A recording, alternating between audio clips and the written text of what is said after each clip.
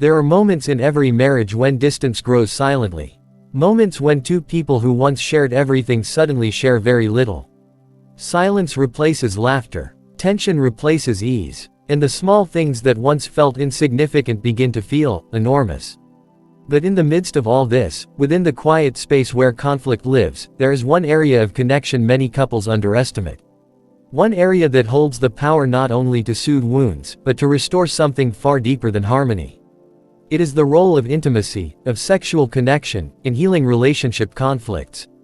Before we go any further, breathe for a moment. Because this topic is not just about desire or physical closeness. It's about vulnerability, trust, affirmation, and emotional safety. It is about two people remembering what it feels like to hold each other, not only in their arms, but in their hearts. Pause and reflect on this. Think of the times in your marriage when conflict felt heavy, almost immovable. Times when words failed, when apologies felt incomplete, when distance lingered longer than it should have. Now think of those rare moments when, despite everything, you found your way back to each other through closeness, through a touch, through warmth, through intimacy that wasn't just physical. Those moments held the seeds of healing. Because intimacy, when rooted in love, is more than a physical act. It is a language, a bridge, a kind of emotional glue that reminds two people they are still on the same team, even when life has tried to pull them apart. And yet, we often forget this. We forget that intimacy is not just something marriages use to stay alive, but something marriages need to grow, to heal, and to evolve. But how does this happen? How does something as delicate, as private, as deeply personal as sexual connection help mend conflicts that seem rooted in emotions, misunderstandings, pride, or pain? The answer lies in understanding what intimacy truly represents.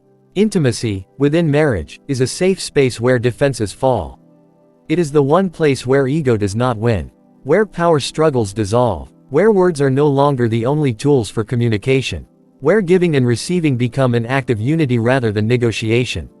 When a couple is intimate in a loving, intentional way, they communicate, without speaking, four powerful messages. You matter to me. We are in this together. I see you. And I choose you. These messages have the power to soften even the deepest hurt. But here's something important to understand. Intimacy does not magically fix conflict. It cannot replace communication, forgiveness, accountability, or change. But what it can do is open the heart enough to make those things possible again. It can create a moment of connection that breaks down the emotional walls conflict builds.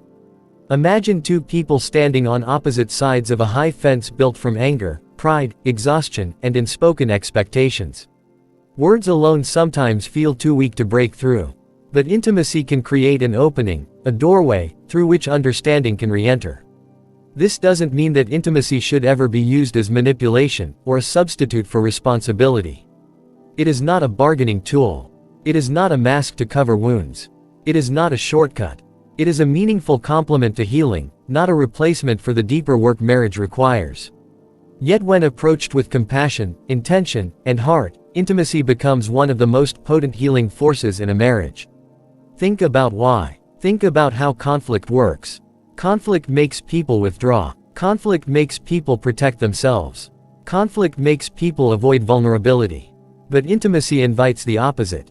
Intimacy requires openness. Intimacy requires presence. Intimacy requires trust. To reach for your spouse physically in a moment when your heart wants to withdraw emotionally is a profound act of courage. To allow yourself to be held when your instinct is to shut down is an act of strength. To soften toward the person you are frustrated with is an act of love more powerful than pride. There are times when couples have gone weeks or months without meaningful connection, not because they do not desire each other, but because unresolved conflict has built a wall so high they don't remember how to reach across it. And then something small happens. A familiar touch, a gentle gesture, a moment of unexpected closeness. And suddenly the wall doesn't feel so tall anymore. It is in these moments that couples rediscover something essential. Conflict does not erase love. Distance does not destroy longing. Silence does not mean the heart has stopped caring. Intimacy has the unparalleled ability to remind two people what they risk losing when they stop choosing each other. But there is something deeper. Something more than connection, more than affection, more than closeness. Healthy intimacy, built on mutual respect, consent, and emotional safety, does one powerful thing: it rewrites the emotional narrative of conflict. It takes the script that says, "we are fighting," and replaces it with, "we are trying." It transforms the story from, "we are drifting," to, "we still belong to each other." Healing in marriage is rarely loud. It's not made of grand gestures or dramatic apologies. It's made of small, consistent moments of choosing connection over avoidance. And intimacy, when shared with intention, becomes one of those small moments that ripple into lasting change. But let's address something honest. Some couples retreat from intimacy because the emotional distance feels too wide. Others misuse it, hoping closeness will magically erase pain. And some carry wounds, physical, emotional, or historical, that complicate their relationship with sexual connection. This is why communication is essential. Healing cannot occur in silence. Intimacy cannot flourish where understanding is absent. For sexual connection to heal, couples must talk, even softly, even imperfectly.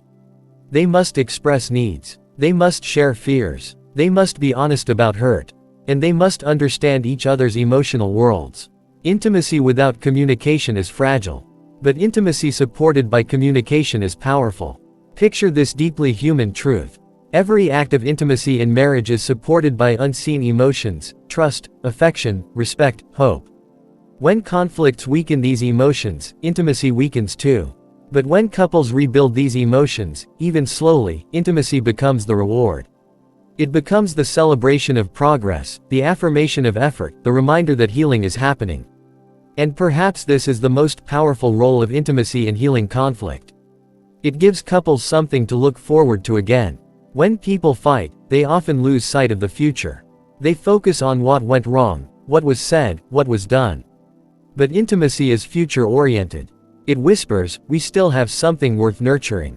It says, "we can rebuild." It says, "we are not done." In this way, intimacy becomes a symbol of hope. But there is something we must highlight. The role of sex in healing conflict is not about frequency. It is not about performance.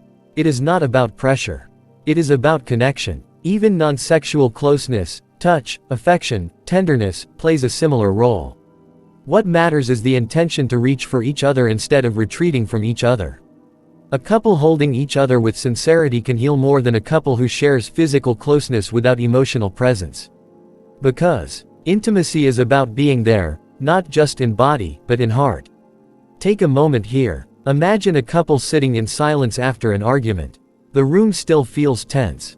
The emotions still feel raw. Neither knows what to say. But then, one person moves closer. Their touch is gentle, not demanding. It is an invitation. A gesture that says, "I don't want this space between us anymore." And slowly, the other person softens. Not because the conflict has been solved, but because the love is still alive. From that moment, communication becomes easier.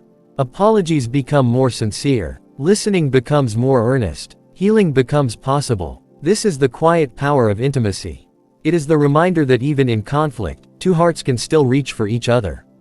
Now consider something deeper. In marriage, intimacy is a way of renewing vows without words. Every time you choose closeness despite conflict, you are silently saying, "I still choose you. I still want us. I am still committed to our journey." This unspoken affirmation strengthens the emotional foundation of the relationship. It builds resilience. It fosters forgiveness. It reduces defensiveness. It transforms the couple from opponents into partners again. But for intimacy to heal, it must be built on mutual care. It must respect boundaries. It must be consensual, gentle, intentional. Healing intimacy is not rushed. It is not forced. It is not demanded. It is offered, shared, and honored. When done right, intimacy reminds each spouse that they are not alone in the struggle. That their partner is not their enemy. That the conflict is the problem, not each other. So, what does this mean for marriages going through difficult times? It means that healing requires courage. That reaching for each other takes bravery. That softening is not weakness, it is strength. And that intimacy, shared from a place of love, can be one of the most powerful tools for rebuilding connection after conflict. But perhaps the most important truth is this: sexual intimacy is not the solution. Emotional connection is the solution. And intimacy, when used with tenderness and honesty, helps rediscover that emotional connection. So take a moment, right now. Think of the person you married. Think of the moments when you felt closest. Think of the times you laughed until your stomach hurt. Think of the late nights when the world felt quiet and the two of you were all that existed. Think of the dreams you once whispered in the dark. Think of the warmth of their hand in yours. Those moments are not gone. They are not erased by conflict. They are only waiting to be rekindled. Marriage is a journey of endless rediscovery. A cycle of losing and finding each other. A pattern of drifting and returning. And every time you return, you don't just restore the marriage, you strengthen it.